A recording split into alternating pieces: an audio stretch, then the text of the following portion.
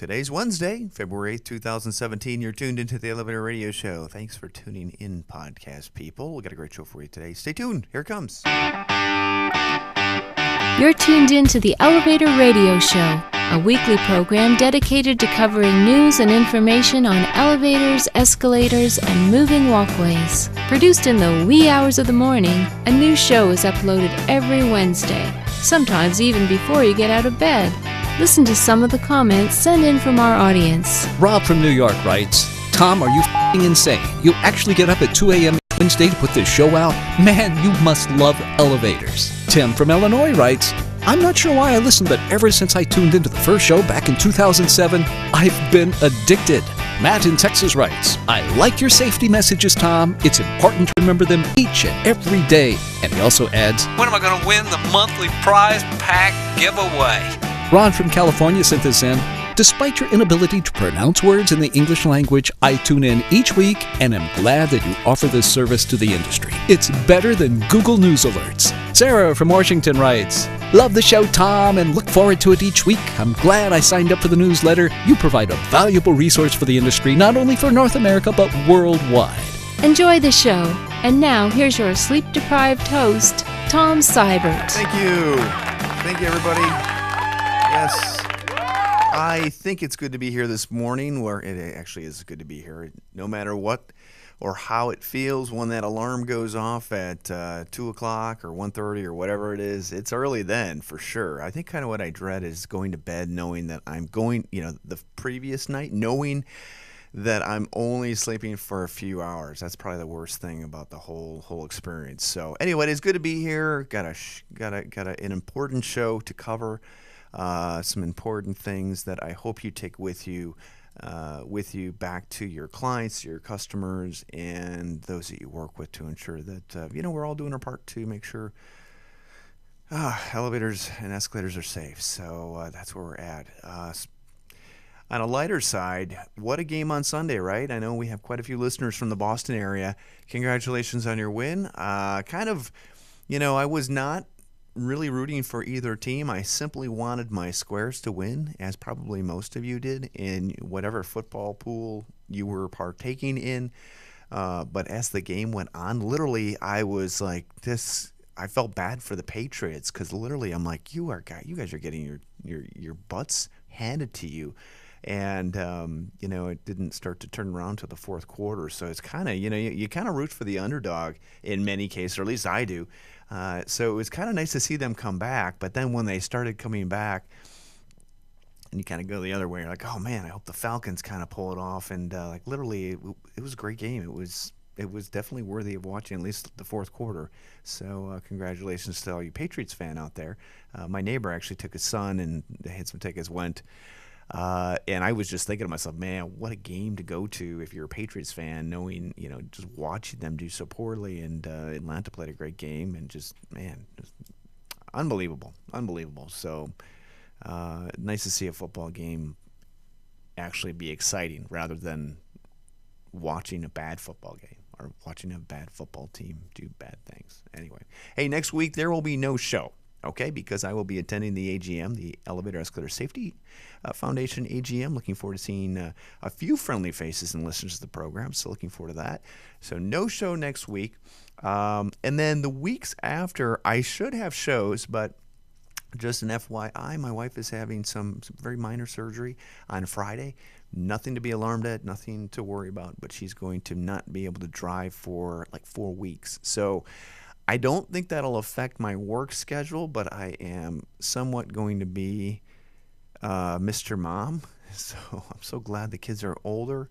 And obviously, hopefully, wish she has a quick and speedy recovery. That is my hope. But I'm going to be doing pretty much everything she does. And if you have a wonderful wife and mother like I do, for my kids, my mom is also wonderful.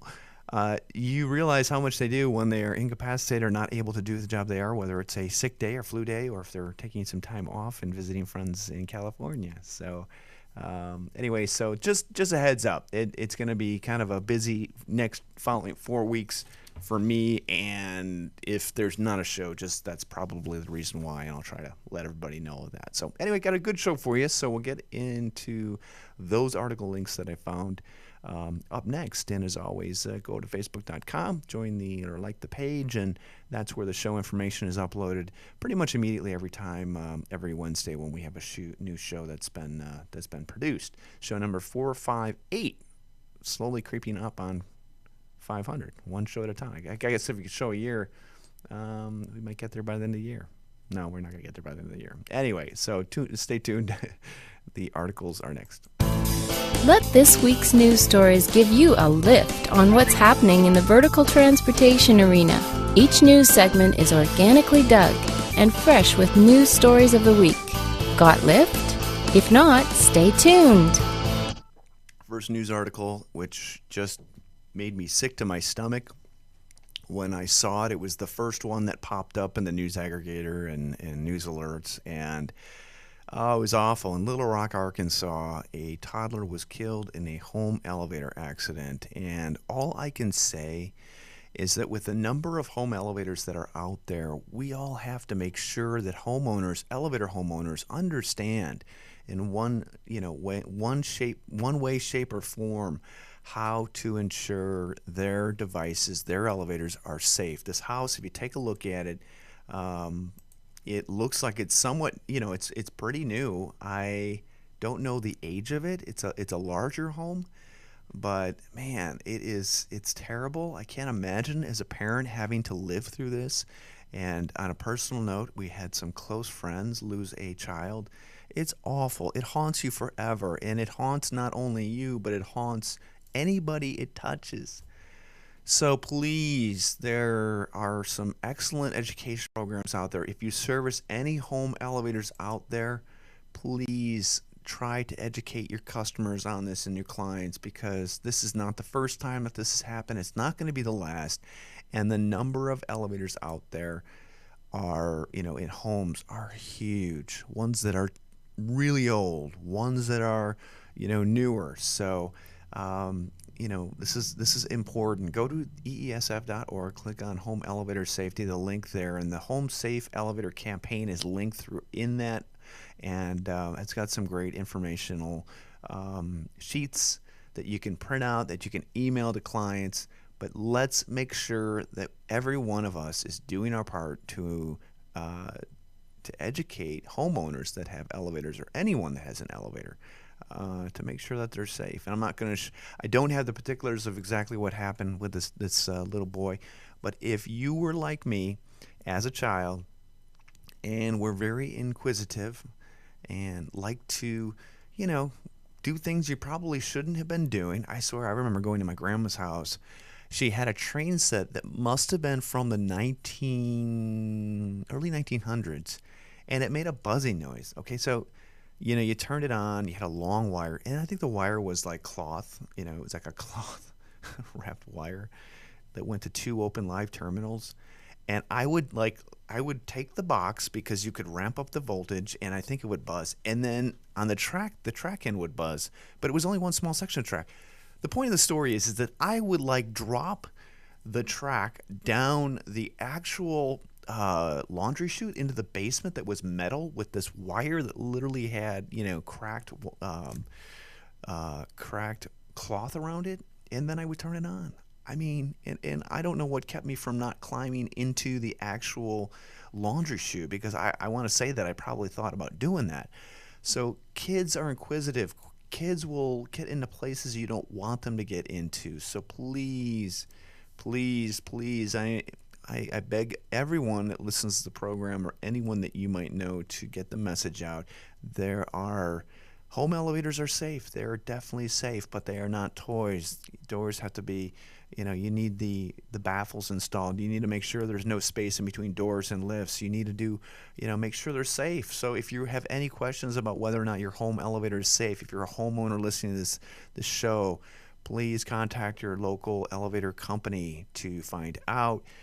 Show them the literature on the Home Safe Elevator Campaign, and let's not ever, ever, ever read a story like this ever again. One is too many, and there have been maybe 2 that I've read in the last 10 years, and that's too many. So it's awful. It's just awful. So again, the link is in there for home elevator safety. Click on that. There's also another link for the home elevator safety campaign. Click on that, and it's got some good evaluation tools in here, resources, checklist. Again, some of these are not things that you necessarily as a home owner or home elevator owner can perform, but instead you can have your local elevator contractor help out with, or consultant for that matter. So please, we want to make sure that accidents like the one in Little Rock never ever happen.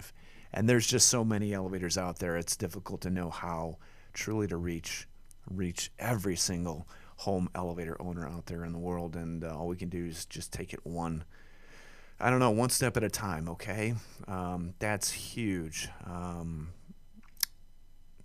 And I could probably end the show right now, to be honest with you, because the rest of the articles are really trivial and not important compared to the one that we just talked about. So just take that home with you, take that to heart, and never forget that we're all responsible for just for doing our part, not necessarily for the accident that occurred. And that goes for any elevator you come across that should probably be red tagged or shut down, because my goodness, I get phone calls that I don't want to hear about, where like, oh yeah, the locks jumped out, or it's rusted up, never worked. I'm like, just don't tell me that.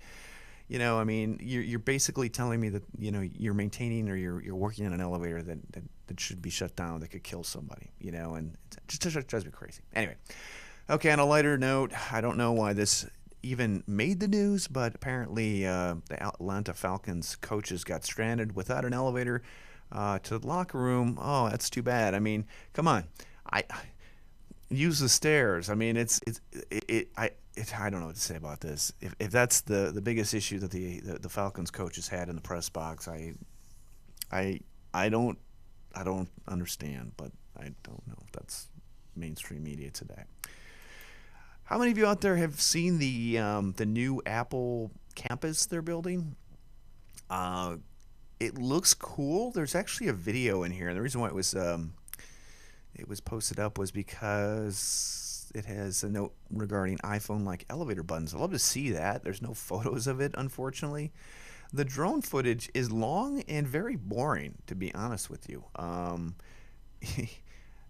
They're talking about paving parking lots and solar panels, all that. It'll be cool once it's done, but ultimately, not very impressive video that they put together. I like I kind of like what they've. Seemed like a lot of wasted space too, but what do I know? I'm not an architect or designer. When you've got more money in the world than anybody, I guess you can do all that. So feel free to watch the video. It seems a little long, and the highlights don't seem all that exciting. So, but I do want to see the elevator once it's together. Okay, the press release from the Kone camp talking about revolutionizing elevator maintenance with new customizable care service offering 24/7 connected services. That's pretty cool. I think the idea behind connected services has been there for a while, but as the majors out there, whether they be Kone or Thyssen or Otis or Schindler or who am I forgetting? I probably forgot one or two. Anyway, they kind of have to compete. They got to compete on a level where they can differentiate themselves from each other. That's always a struggle. So it's a press release. It is. You can read all of it. It's a typical press release. It sounds cool. I just wish I understood exactly what it's going to do. So I kind of understood it, or would assume based on the title that you can say, okay, I need maintenance now. Hit my button, or I don't, or whatever. But I don't think it's going to be that like that. So anyway, okay, students were stalled in a Sacramento courthouse. They were okay. Remember, the best place for you to be, and I'm going to click off this real quick because it's going to jump into a pre-rolled ad. It's coming from the Sacramento Bee news source, where it's 57 degrees there right now and raining. Lots of rain in California. But they were okay. And just as a reminder, the safest place for you to be in an elevator when it stops, the doors don't open, and it does not move anymore, is inside the elevator. You try the door open, door close buttons. If they don't work, try the alarm button, try the telephone button to call for help. Those are good things to do. Remember, there's plenty of air inside the elevator. This next article drives me absolutely crazy. Okay, do you know how to ride the escalator? Now, this article is one that is one of a few where China I don't know. Data plans aren't one. No, damn you, Fox, your pop-ups. I'm gonna click off this because you guys stink. Yeah, how about that? Anyway, title is How to Stop Using Escalators Correctly. You know what? There are no safety messages in this whatsoever. How difficult is it to actually link that up with the Elevator Escalator Safety Foundation? I mean, come on. Do a little homework, people. Those that write this garbage. Come on. How do you pull this stuff in and like literally expect somebody to give you a paycheck at the end of the week for this kind of crap? Do you know what I'm talking about? I mean, it just drives me absolutely crazy. This is what's wrong with media today and anything that's posted online. You know, I wouldn't say I'm any different, to be honest with you. I'm just commenting on the crap that I find. But the literally is, do you know how to ride an escalator? Because Fox News apparently does not. And the link, Fox News, check it out, safetyriders.org. If you want to watch a cool video or do some trivia or puzzles or activities, do that because you provided no useful information whatsoever. Don't brush up against people. What the hell kind of message is that, Fox News? Shame on you. Oh, man. Anyway, they spent way too much time writing that and yet not enough time researching it, which is probably the reality of most of that stuff. Because once you post it, 5 seconds is done. It's gone. It's in the abyss of garbage that ends up archived over the years. So anyway, okay, next news article. Security guard comes to aid of elderly who falls on escalators. This is an accident that occurred in China. Let's see if we can get through this without anything pre-rolling. thesun.co.uk. There's a video I'm not going to play because I don't know what's going to pop up. But apparently a man kind of falls back, keeps tumbling. I don't even know when this happened. This looks actually somewhat familiar or like it's been regurgitated, which a lot of the stuff online is. But the good news is the security guard actually came to the aid of this elderly man and helped him out, which is, I think is great. That's the moral of the story. If you see somebody that needs help, go help them. Go help them. I saw somebody fall on an escalator and in Target, or fell at the end or collapsed at the end of one, didn't get caught or anything, shut it down. And the store manager wouldn't touch this man. And I'm like, dude, he's bleeding all over the place, and I have no problem touching somebody's blood. I'm just not going to drink it. I'm not going to inhale it. I'm not going to splatter all over my body. You know? Ridiculous. Yeah, our store policy says we can't touch them. You know what? Go F your store policy, right? Right. Okay. Okay. I guess we just lost our PG rating. Overhaul planned at City Hall. This is a news press release coming from djournal.com. And this is Mississippi. So check that out. Link is in the show notes. They're going to invest about $100,000 for the budget. Oh, wait. Okay, anyway, you can read about this link in the show notes. The moral of the story is it's nice to see funding going into elevator improvements, I think. All right. Okay, let's see here. Okay, next news article. This is just how far the famous are from reality. And you read this, and again, more garbage that's out there. But this is Sarah Jessica Parker, I'm sorry, has a post talking about how she's worried about her 14-year-old son is so engaged in social media. And then she says, well, social media has helped me in the past. When I was stuck in an elevator, I used it. I mean, yeah. You realize that we have raised the next generation of social media people. They are the first social media people that like my kids, I should say. I guess anybody that was born 99 and up. I don't know what generation that is because I don't really care. But they have been immersed. Oh my gosh, I'm tired. I need more coffee. Anyway, they have been immersed in the social media world more than anybody.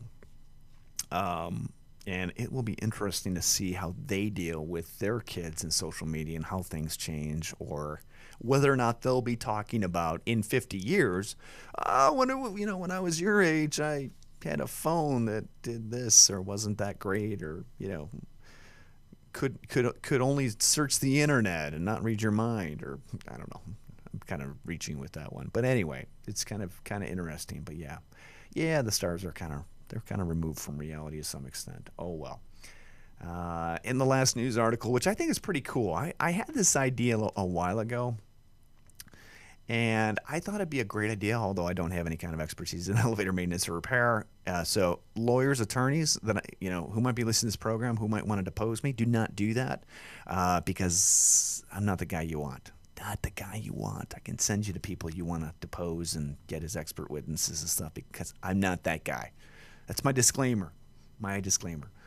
But Peak Elevator is looking to franchise or provide a franchise opportunity for elevator repair companies. And you know what? If you've got a good idea, if you've got a good working model for an elevator repair company, why not? Why not have a franchise? Long overdue. So be interesting to see how successful this is. And it's not always that easy, but I congratulate them on the idea, and I'm moving forward with it, and wish them all the luck. If there's anything we could do to help them out, let us know. So pretty cool. So that's one of my multi-million-dollar ideas, which I have shared on the show many times before. So check that out. Link is in the show notes. And on a side note, when we're talking about franchising opportunities, there is a contractor, or there's actually, I don't even know how to call it. Elevator U has had a presenter and a vendor talk about how to hire contract labor, unions, which to me is kind of like, man, how does that work? You're basically, if you're a large entity, you're literally, you hire this company to hire the union labor to work and maintain your elevator. So it's kind of like you're dedicated. It doesn't work for like a one building kind of deal or whatnot, but for a large facility where, like a college or campus or a stadium, whatever, where lots of devices or units are on site, it may make sense to hire and have your own internal person. But the whole thing's kind of crazy. It's the idea behind it. Now, this franchise, idea is not like that, but it's still kind of cool. It's still pretty cool. So anyway, so wish them the luck on that. So that's going to do it for the show, everybody. It's been a busy week. It's going to be a busy next week as well, as we prep for the Elevator Escalator Safety Foundation General Meeting. I'm looking forward to it. Looking forward to sharing some of the information, the show I get back from it.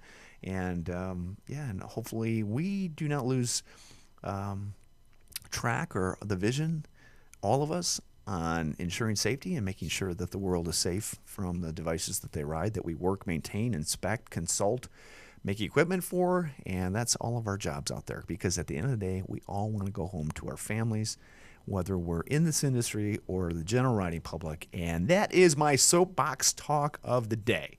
So everybody have a great rest of the week. Promote safety. Share the information found on the Elevator Escalator Safety Foundation.org website or on the Home Safe campaign. It's linked on that page as well.